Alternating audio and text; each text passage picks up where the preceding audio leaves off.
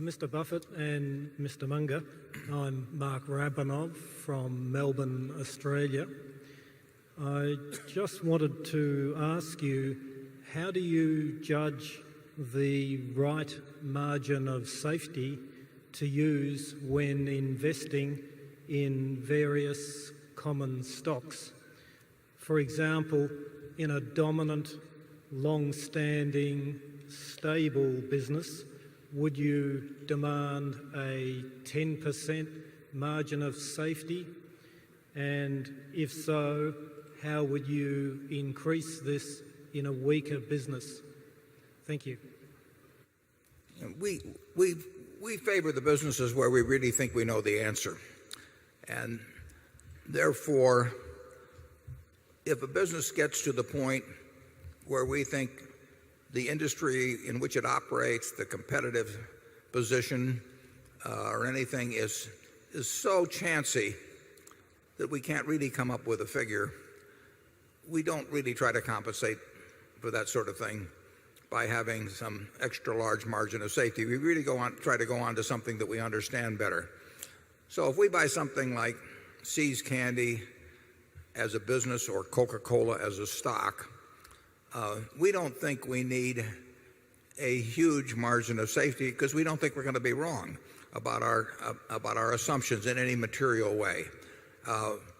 What we really want to do is buy a business that's a great business, which means a business is going to earn a high return on capital employed for a very long period of time and where we think the management will treat us right. And we don't have to mark those down a lot when we find those factors. We'd love to find them when they're selling at 40 cents on the dollar, but we will buy those at much closer to a dollar on the dollar. We don't like to pay a dollar on the dollar, but we'll pay something close.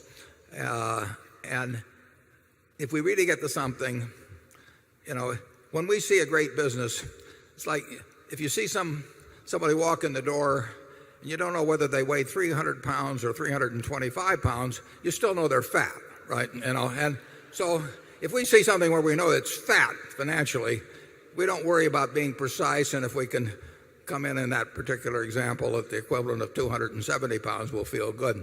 But if we find something where the competitive aspects it's just the nature of the business that you really can't see out 5 or 10 or 20 years, because that's what investing is seeing out. You don't get paid for what's already happened. You only get paid for what's going to happen in the future. The past is only useful to you in the extent to which it gives you insights into the future. And sometimes the past doesn't give you any insights into the future. And in other cases, like the stable business that you postulated, it probably does give you a pretty good guideline as to what's going to happen in the future. And you don't need a huge margin of safety. You should have something that you always should feel you're getting a little more than what it's worth. And there are times when we've been able to buy wonderful businesses at a quarter of what they're worth. But we haven't seen those. Well, we saw it in Korea here recently, but you don't see those sort of things very often. And does that mean you should sit around and hope they come back for 10 or 15, wait 10 or 15 years? That's not the way we do it. If we can buy good businesses at a reasonable valuation, we're going to keep doing it. Charlie? Yeah, that margin of safety concept boils down to getting more value than you're paying. And that value can exist in a lot of different forms. If you're paid 4 to 1 on something that's an even money proposition, why, that's a value proposition too.